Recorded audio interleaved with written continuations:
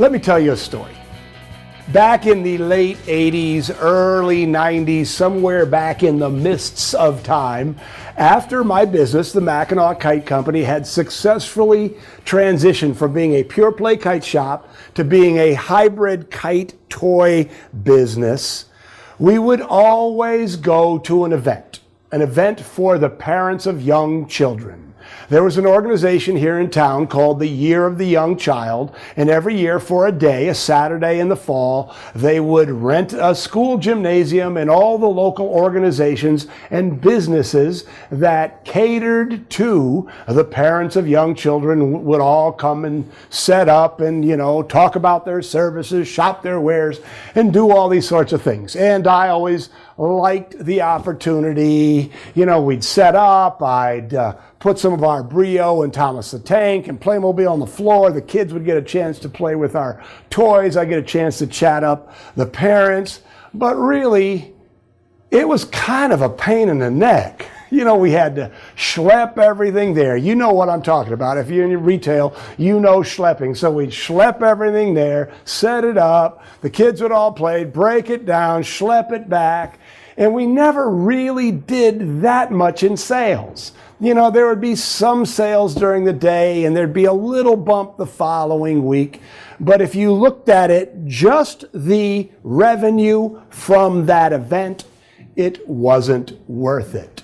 So after doing this for several years, my brother Steve and I decided we weren't going to do it anymore. It wasn't worth it. And then a couple months after that decision, but before the next year's event, I learned about lifetime value of a customer, and it changed my business life. And I think it's going to change yours also. You see, once I determined the lifetime value of our customers, which was around $4,000, my feeling about this event changed dramatically. And it went from, oh yeah, nice kids, how you doing, being friendly, being nice, to, oh my goodness, there is a building filled with people with $4,000 stamped on their foreheads. And of course I wasn't that mercenary about it, but it was the truth. There was a building filled with prospects, and each of those prospects represented $4,000. And when you start thinking about $4,000, when you determine the lifetime value of your customers, it's going to help you determine how much you're willing to pay or give up to get a new customer. It also keeps you focused on keeping your customers happy and loyal. And it keeps you focusing on marketing, particularly to your current customers. Once you know the lifetime value of your customer, you'll start to understand how much you're willing to pay or how much you're willing to give up to get a new customer. Once you understand the lifetime value of a customer, it keeps you focused on keeping your customers happy and loyal. Once you focus on lifetime value of a customer, that will keep you focused on marketing, particularly focused on marketing to your current customers. Staying focused on the lifetime value of a customer allows you to cut your difficult customers some slack. You realize that you're not willing to lose a customer and all of that beautiful lifetime value. Changed my life. I hope it changes yours. So let's figure out the lifetime value of your customer. So lifetime value, I hope that you have a piece of paper and a pen. If you don't, pause this video, go get it. You might even want to go get your key employees or your partners. You might want to do this together because, like I said, this is a rocking concept. So it's determined by doing this simple equation. You take your average sale and then you multiply it by the average times your average customer shops every year, and then you multiply that times the average number of years a customer stays with you. Okay? So we'll go through this and you can see how this all works. So let's play with this. So these are generic numbers that I've created just so we can play with lifetime value of a customer for a fictional business.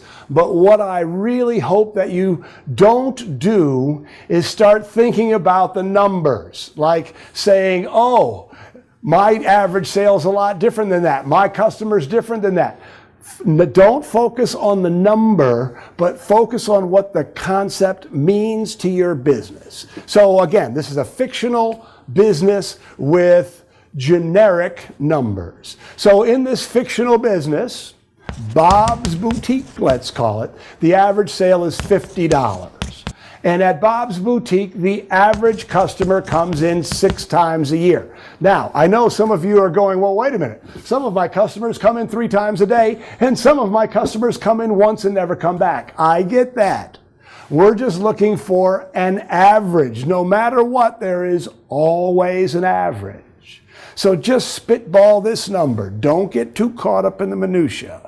And then the number of years that the average shopper stays with Bob's Boutique is 10 years. So in this case, the lifetime value of a customer at Bob's Boutique is $3,000. Do you see why? $50 times 6 is $300, times 10 is $3,000. That's Bob's Boutique right now. But let's play with this a little bit. This is where the fun starts to happen. So Bob, in his wisdom, engages in some sales training and does a little bundling and raises his price a little bit. So Bob raises his average sale 5% from $50 to $52.50. And Bob starts to be a little savvier marketer, and Bob does some things, he starts doing some more promotions and special events, and Bob increases the average number of visits per year from 6 to 7. You see, none of this is too difficult. These are all just by applying what you can learn from Whiz-Bang Retail Training in your business. This is all eminently doable. And then Bob increases the number of years from 10 to 11. So now if you do that math, 5250 times 7 times 11, Bob has now increased the lifetime value of his customer from $3,000 to $4,042.50. That is a 25.7% increase. That's a huge increase without doing very much. But you see, if Bob does this with all of the customers in his customer database, this starts to really, really make a difference in the long-term outcomes. It makes a big difference in his overall prosperity. But now let's take it one step farther. Let's talk about something that is still incredibly doable. Incredibly doable. I'm looking all of you in the face and say that unless you are on rails, unless you are totally awesome and nailing in every part of your business, you can probably do this. Bob took his average sale from $50 and increased it 10% to $55. If you aren't using the Retail Sales Academy right now, I'm looking you in the face and saying, by creating a service culture that sells, by using the Retail Sales Academy to create a service culture that sells, you can easily increase your average ticket by 10%.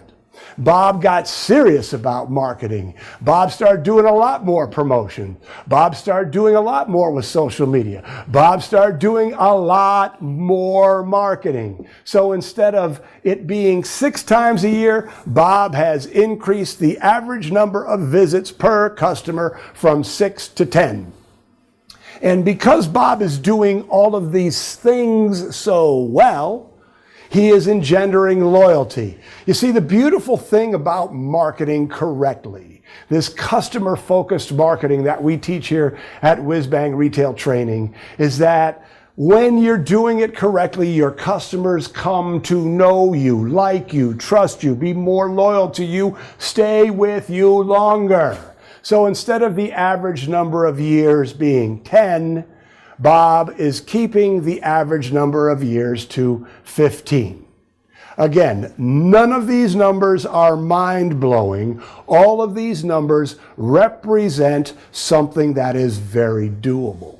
But you see what's happened here? The lifetime value went from $3,000 to $8,000, $8,250. That is an increase in the lifetime value of Bob's customer of 175%. Let that sink in, ladies and gentlemen. That is doing nothing to get new customers. That is merely doing more with the customers that Bob already has. Your action plan for today, should you choose to accept it, is to play with these numbers. I mean, really play with these numbers. Not just you, your other key employees. If you have a partner, play with these numbers. See the power of lifetime value of a customer.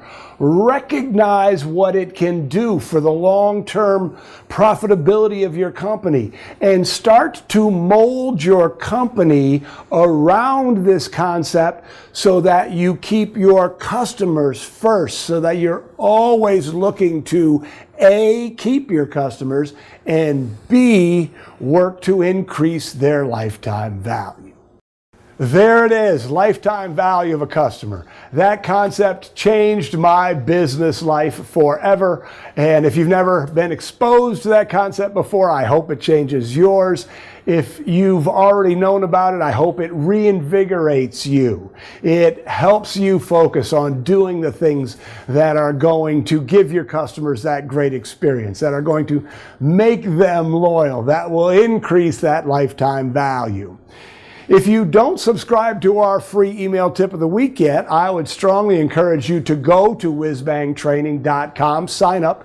Every Wednesday, we'll send you something great.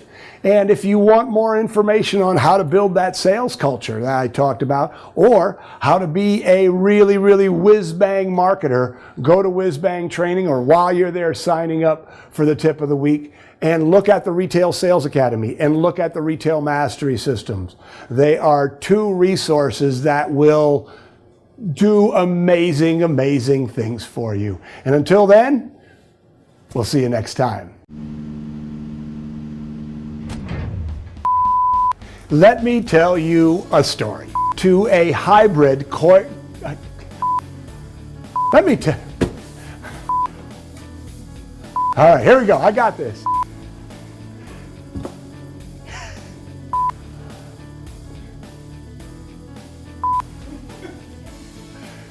Maybe. All right.